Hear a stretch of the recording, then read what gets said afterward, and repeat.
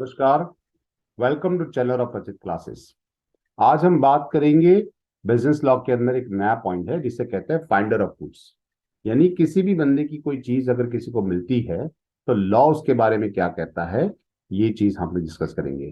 तो finder of goods यानी किसी के पास कोई भी चीज मिलती है, तो जैसे कि पहले चीज होते हैं a person who finds an article of another person, यानी किसी और बंदे की कोई भी चीज अगर किसी को मिल जाती है, it is known as a finder of goods, यानी वो फाइंडर ऑफ गुड्स कहलाएगा। When he obtained the possession of the goods, he become the position of bailey। जैसे ही वो किसी की चीज उसको मिलती है, जो जैसे कि बेलर और बेली के केसेस में हमने आगे लेक्चर्स में डिस्कस किया था, तो इसी तरह से बेली के बिहाफ पे ये पोजीशन में पहुंच जाता है। Third thing is now is subject to the same responsibilities of bailee, यानी बेली की जो रिस्पॉन्सिबिलिटीज थी सेम रिस्पॉन्सिबिलिटीज यहाँ पे आएगी। यानी अगर आपको बेली की रिस्पॉन्सिबिलिटीज या ड्यूटीज चाहिए या फिर राइट चाहिए, तो हमारा प्रीवियस वीडियो था, आप उसको देख सकते हो। उसके अंदर ये सारी चीज लिखी है। अगर क्वेश्चन पूछा जाता है तो इसके अंदर ये आपकी रिस्पॉन्सिबिलिटीज ऑफ बेली आपको लिखना पड़ेगा इसके अंदर। सो यहाँ पे बात करते हैं क्या होती है उसके अंदर फाइंडर ऑफ गुड्स के लिए क्या होता है। सो फॉर क्या रिस्पॉन्सिबिलिटीज होती है, ड्यूटीज होती है फाइंडर ऑफ गुड्स की, या क्या क्या ऑब्लिगेशन है उसके पास।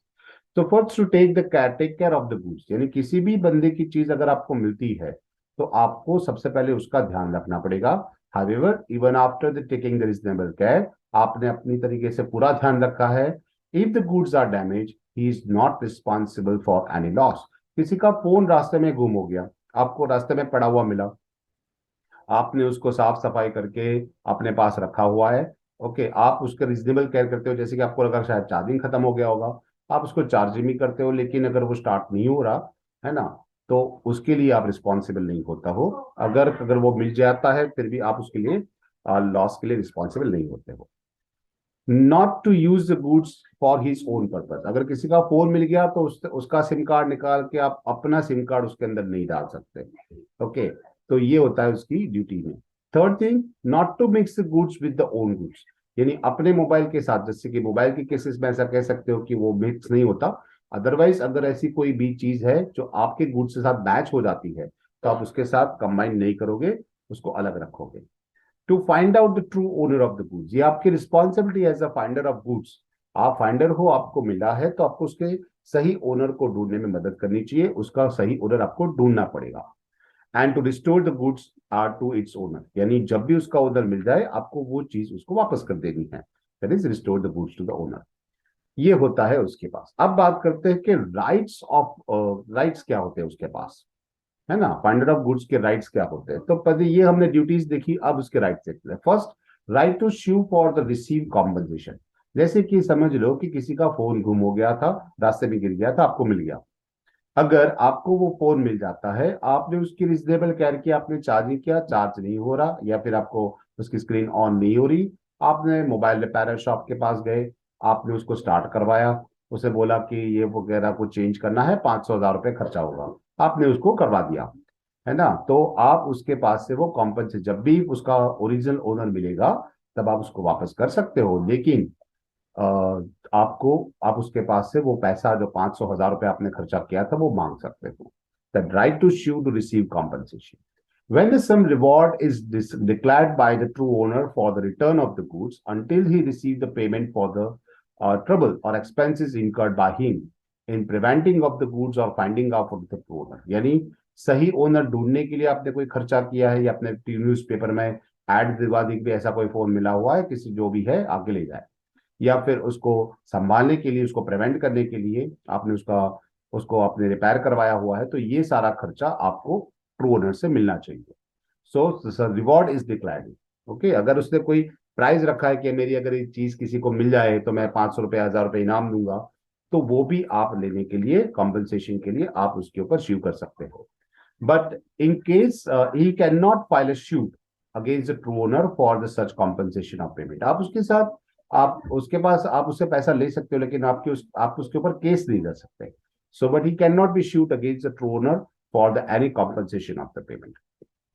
उसके बाद है right to sue for the reward. आप जो रिवॉर्ड्स हो दिए गए, उसे बोला था कि भाई इतना पैसा दूंगा, तो वो उसके लिए आप कर सकते हो। So finder of the goods has a right to sue the true owner for a such reward. अगर कोई रिवॉर्ड उसने रखा हुआ था कि मेरी हीरे की अंगूठी खो गई है, जो भी कोई मुझे वापस करेगा मैं उसको 50,000 रुपये इनाम दूंगा, ऐसा कुछ उसे बोला हुआ था, या फिर न्यूज़पेपर में ऐड वगैरह दिया था। तो आप उसको 50,000 लेने के लिए आप लायक हो, आप उसके पास से मांग सकते हो। He has also right to retain the possession of the goods until he receive the reward. अगर वो 50,000 देने से मना कर सकता है तो आप भी वो हीरे की अंगूठी देने से मना कर सकते हो, है ना। तो ये कायदे में है कि कायदे में लिखा हुआ है कि अगर आप वो उसको रिवॉर्ड नहीं देगा तो आप उसको उसकी चीज वापस नहीं करोगे। नेक्स्ट थिंग इज कि राइट टू रीसेल, आप उसको बेच भी सकते हो। कब बेच सकते हो, उसके पास रूल्स है।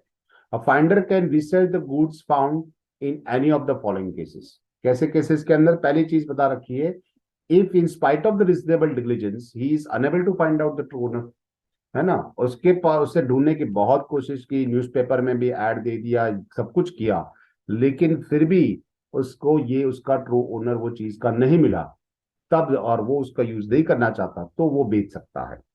Second thing, if the goods are perishable nature, अगर वो बिगड़ जाने वाली है, पैरिशेबल नेचर है ना, तो 2-3 दिन में या 5-6 दिन में, एक आध हफ्ते में खराब हो जाएगी, तो क्या करेंगे आप करोगे, उसको आप बेच सकते हो, जो पैसा आएगा उसके ट्रू ओनर को दे देना जब मिल जाएगा। If his lawful charge of the finder, he respect of the goods found, damage of the 2/3 of the value. If the lawful charges of the finder, यानी अगर जो कायदे से उसका जो पैसा बनता है, जैसे कि 200 रुपए की चीज थी, 300 रुपए की चीज थी, आपको उसके ऊपर 200 रुपए से ज्यादा खर्चा करना पड़ रहा है ना, तो आप उसको बेच सकते हो। ऐसे केसेस के अंदर आप उसको बेच सकते हो।